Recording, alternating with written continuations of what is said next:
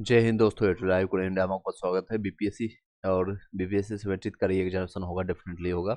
उसके लिए आप पढ़ सकते हैं अभी वन लाइनर फैक्ट में। अभी जितने भी आरआरबी या टीसीएस का जितने भी एग्जामिनेशन हुए, चाहे एलपी हो, जेई हो, जितने भी एग्जामिनेशन है उस सभी का क्वेश्चन पेपर हम लेकर आ रहे हैं। और अभी रिसेंटली अभी आपको लूसेंट का भी सीरीज चला रहा है। लूसेंट का आप लोग को क्लासेस चल रही है, उसका भी आप सीरीज देख सकते हैं। चलिए इस वीडियो को हम आगे कंटिन्यू करते हैं। चलिए एंशियंट हिस्ट्री का आपका पार्ट जैन धर्म आपका स्टार्ट होगा। महाजनपद आपका इससे पहले जितने भी है क्लासेस मैंने कंप्लीट करा दिया है। प्लेलिस्ट उसको जरूर देखिएगा, 1-2 घंटे में आपको पूरा रिवाइज हो जाएगा। एग्जामिनेशन मोमेंट में आप जरूर इसको एक बार रिवाइज करके जाइएगा। साथ ही साथ आपका मिडेवल भी चल रहा है और मॉडर्न भी आज स्टार्ट कर देंगे। और खान सर का जो है अभी तक का जितने भी क्वेश्चन पेपर आए हैं, चाहे आपका नॉमेरिकल हो या फिर आपके एमसीक्यू हो, वो सारे भी हम क्लास आपका टाइम टू टाइम कर रहे हैं, उसको भी आप रिवाइज कर सकते हैं। चलिए सीधे टाइम में वेस्ट करते हुए आगे कंटिन्यू करते हैं। आप लोग का ये जैन धर्म के संस्थापक एवं प्रथम तीर्थंकर कौन है? तो इसको माना जाता है ऋषभ देव को। ऋषभ देव आपको जो है जैन धर्म के प्रथम तीर्थंकर और संस्थापक के रूप में माने जाते हैं। जैन धर्म के 23वें तीर्थंकर यानी पार्श्वनाथ थे, जो काशी के इक्ष्वाकु वंशी राजा अश्वसेन के पुत्र थे। कहाँ के थे ये आपका? ये 23वें थे।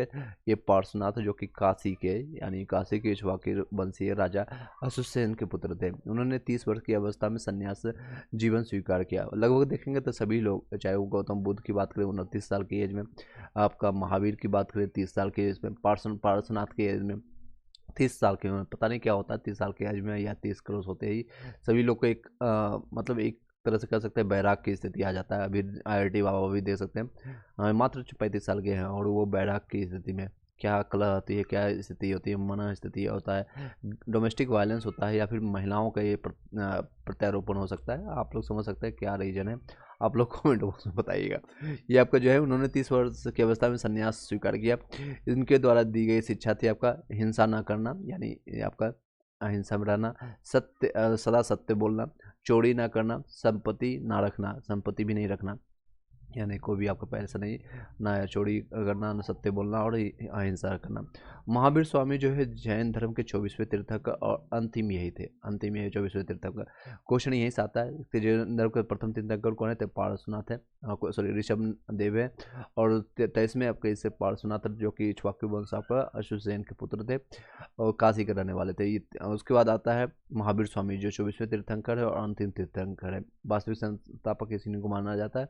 महावीर जी का जन्म जो है गौतम बुद्ध से पहले, इनका जो जन्म हुआ है 540 ईसा पूर्व में हुआ है, कुंडलग्राम वैशाली में हुआ है। कहाँ पर हुआ है? तो कुंडलग्राम वैशाली में। ईस्वी भी याद रखिएगा 540 ईस्वी। इनके पिता का नाम सिद्धार्थ है, हालांकि गौतम बुद्ध का वास्तविक नाम सिद्धार्थ था, लेकिन इनका पिता का नाम है सिद्धार्थ जो कि जात्रिक कुल के आपका जात्रिक कुल के सरदार थे। माता तिरसला लिच्छवी आपका राजा चेटक की बहन थी, लिच्छवी राजा चेटक की बहन थी, तो दोनों याद रखिएगा। इनका कहाँ पर जन्म हुआ? तो कुंडल ग्राम आपका जो है वैशाली में हुआ है, बिहार में ही। और इनके पिता का नाम सिद्धार्थ और इनका माता का नाम तिरसला। चलिए, महावीर की पत्नी का नाम जो है यशोदा यशोदा एवं पुत्री का नाम जो है अनुज्ञा प्रियदर्शनी है, अनुज्ञा प्रियदर्शनी। इन्हीं के जो पति होता है जमाली, ये जो प्रथम आपका तीर्थंकर बनते हैं। तो इनका पुत्री का क्या नाम है? अमर जी। और याद रखिएगा बुद्ध की अगर बात करें, साथ ही साथ हम कंप्लीट कराते जा रहे हैं बुद्ध का, तो बुद्ध की एकमात्र पुत्र होते हैं जिनका नाम था राहुल। राहुल मतलब राहु के रुकावट के लिए नाम के लिए उन्होंने रखा था और उसको छोड़ करके फिर चले गए थे 29 साल के एज में। महावीर के बचपन का नाम था वर्धमान। क्या? वर्धमान। एक वर्धमान जगह भी है जो कि पश्चिम बंगाल वेस्ट बंगाल में। उन्होंने 30 वर्ष की आयु में उम्र में माता पिता की मृत्यु के पश्चात अपने बड़े भाई, इनका नाम जो है, इनका नाम भी याद रखिएगा, नंदी वर्धन की अनुमति लेकर के संन्यास जीवन को स्वीकार किया था। यानी उन्होंने अनुमति लिया, माता पिता चल बसे, तो उनके बाद ये नंदी वर्धन की अनुमति लिया और उनके बाद संन्यास जीवन चले गए। 12 वर्षों की कठिन तपस्या के बाद जो है महावीर को जिब्रिक के समीप, कहाँ पर? जिब्रिक, याद रखिएगा, एक एक पॉइंट से एक एक लाइन से क्वेश्चन बनता है। जिब्रिक के समक्ष आपका रिजुपालिका नदी, ये आपका याद रखिएगा, ये नदी के और ये जगह का भी नाम रखिएगा। जिब्रिक और रिजुपालिका नदी के तट पर साल वृक्ष के, उनको पीपल वृक्ष के नीचे ज्ञान की प्राप्ति हुआ था। दोनों कोरिलेट कर रहे हैं ताकि आपको याद रहे। इनको साल ब्रिज के नीचे जो है नीचे आपका तपस्या करते हुए संपूर्ण ज्ञान यानी इनलाइटमेंट इनको प्राप्त हुआ था, का बोध हुआ। इसी समय से महावीर जो है जीन विजेता यानी जिनको कहते हैं अर्हत यानी पूज्य और आपका निर्ग्रंथ यानी बंधनहीन इनको कहा गया है। क्या कहने लगा इनको? विजेता, पूज्य और बंधनहीन कहलाने लगे जिन अर्हत और ग्रंथ के नाम से। महावीर ने अपना पहला उपदेश जो है प्राकृतिक यानी अर्ध मगधी जिसको कहते हैं मगही भाषा, जो अभी खास कर चाहे मगध भाषा में हो, राजगीर हो गया, गयाम हो गया, या फिर नालंदा में ये अभी मगधी भाषा बोली जाती है। जो कि अभी वर्तमान सीएम जो है माननीय सर्वमाननीय आपका नीतीश कुमार, कुर्सी कुमार भी यही मगध से आते हैं, नालंदा डिस्ट्रिक्ट से आते हैं। महावीर के प्रथम अनुयायी उनके दामाद जो है फिर शिव प्रियदर्शनी जो आपका के पति यानी जामिल, मैंने बताया था जामिल बने थे। प्रथम ये क्वेश्चन आता है, प्रथम जो है अनुयायी कौन बने थे? तो अपना ही कोई बनता है तो जामिल बनाए थे। प्रथम जैन बिच्छुनी जो है नरेश अधिवाहन की पुत्री चंपा हुई थी, और बिच्छुनी यानी महिला कोई और बनी थी, नरेश जो है अधिवाहन की पुत्री थी, चंपा थी। चंपा की जो कि इसी के नाम पर इसका नाम भी पड़ता था, जो कि वर्तमान में भागलपुर और मुंगेर जिला आपका इसमें आता है, चंपा जिला में। महावीर ने अपने शिष्यों को 11 गंधर्वों में विभाजित किया था। अपने शिष्यों को कितने में? 11 गंधर्वों में विभाजित किया था। इसको 2 से 3 बार, आप जो भी लोग फर्स्ट टाइम अगर देख रहे हैं तो 3 बार मेरा सजेशन है, बाकी आप टू यू 3 बार आप जरूर देखिएगा, आपको दिमाग मस्तिष्क में छप जाएगा। इस तरह से हम कोरिलेट करके बताते हैं क्वेश्चन के साथ, क्योंकि प्रीवियस ईयर क्वेश्चन पेपर मैंने बहुत बार आपका करवाया, टीआरई के लिए, आपका बीपीएससी के लिए, रेलवे के लिए, एसएससी के लिए। चलिए आगे बढ़ते हैं। आर्य सुधर्मा अकेला ऐसा गंधर्व था जो महावीर की मृत्यु के बाद जीवित रहा, जो जैन धर्म का प्रथम थेरा यानी मुख्य उपदेशक हुआ। तो कौन रहा था? आर्य सुधर्मा के नाम से अकेला गंधर्व था जो महावीर की मृत्यु के बाद जीवित रहा, जो जैन धर्म का प्रथम धेरा या मुख्य उपदेशक था। लगभग 300 ईसा पूर्व में मगध में 12 वर्षों का भीषण अकाल पड़ा, जिसके कारण भद्रबाहु अपने शिष्यों सहित कर्नाटक चले गए, किंतु कुछ अनुयायी सुरभद्र के साथ मगध में ही रुके रहे। भद्रबाहु के वापस लौटने पर मगध के साधुओं ने उनका गहरा मतभेद हो गया, जिसके परिणाम स्वरूप जैन जो है मत श्वेतांबर और दिगंबर नामक 2 संप्रदायों में बट गए।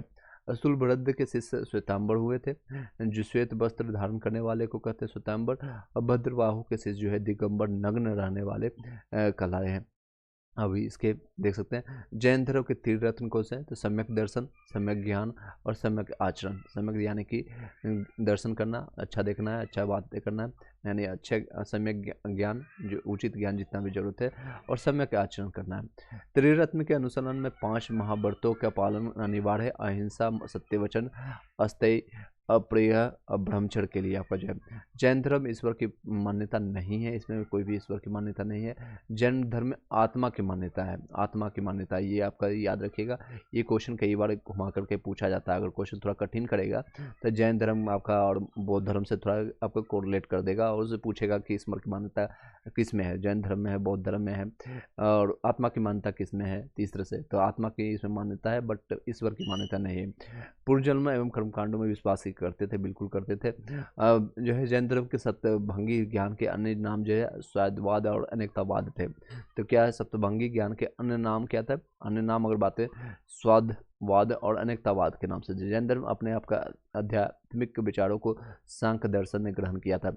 जैन धर्म मानने वाले कुछ राजा, जिसे कि उज्जैन हुआ था, उज्जैन जो पटना का आपका जो है पाटलिपुत्रा बनाया था, या बंद राजा था चंद्रगुप्त मौर्य भी था, और कलिंग नरेश आपका खारवेल था, राष्ट्रकूट राजा आपका अमोघ वर्ष था, चंदेल शासक था।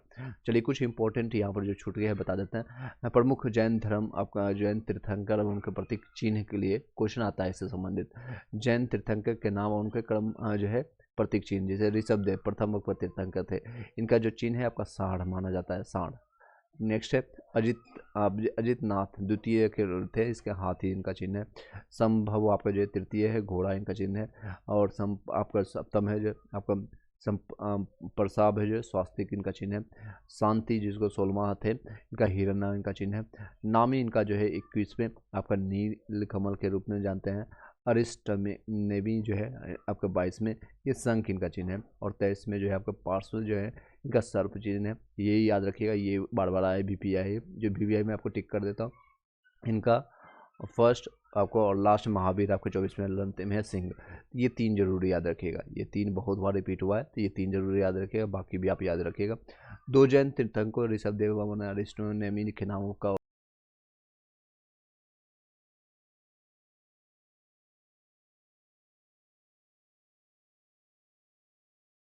यजुर्वेद के बारे में चर्चा करते हैं। 16 जो है पाठ्य के मंत्रों यानी मंत्रों के बारे में, बलि और के अनुसार जो है अनुपालन के लिए नियमों का संकलन यजुर्वेद कहलाता है। जितने भी आप देख सकते हैं मंत्रों का हो गया या बलि के समय अनुपालन के लिए जितने भी चीज़ें वर्णित कहा है तो यजुर्वेद में मिलता है। इसके पाठ्यकर्ता को अर्धयुग कहते हैं, अर्धयुग कहते हैं। इसके पाठ्यकर्ता जो पाठ्य इसको करता है उसको अर्धयुग के नाम से जानते हैं।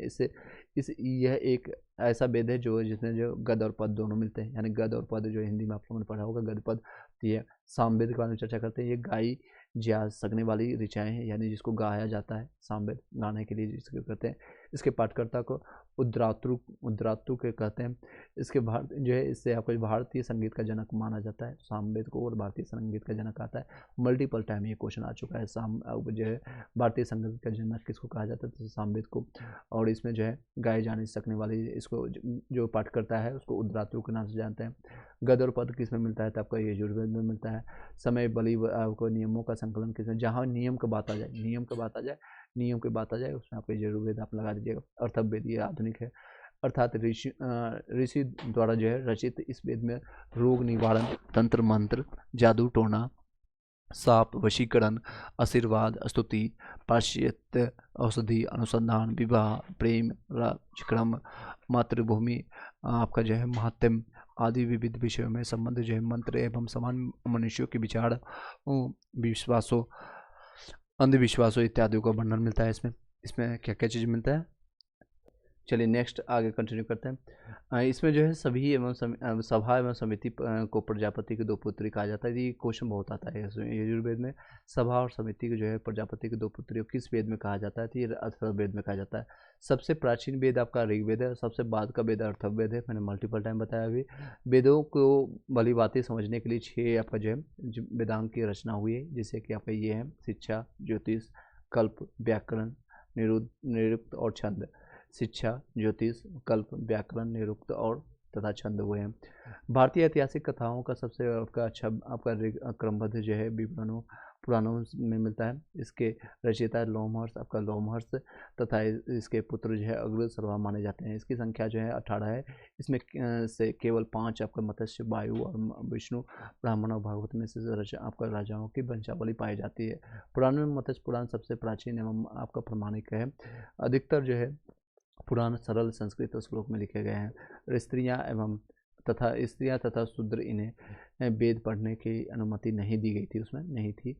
वे भी पुराण सुन सकते थे, बस सुन सकते थे। स्त्रियां और शूद्र देख सकते हैं स्थिति कैसे खराब होती चली गई थी पुराण आपको जो है। चलिए नेक्स्ट है आपका पुराणों का पाठ जो है आपको पुजारी मंदिर में किया करते थे। स्मृति ग्रंथों में सबसे प्राचीन एवं प्रमाणिक मनुस्मृति माना जाता है। सबसे अगर आपका स्मृति में अगर देखें तो आपका स्मृति ग्रंथ में तो सबसे प्रमाणिक आपका है मनुस्मृति।